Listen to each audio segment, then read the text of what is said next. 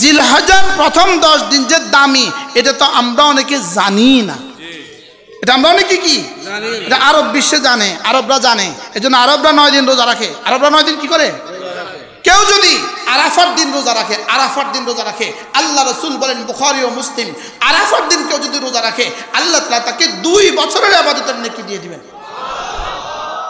2 বছরের ইবাদত, 2 বছরের গুনাহ মাফ। 2 বছরের কি মাফ?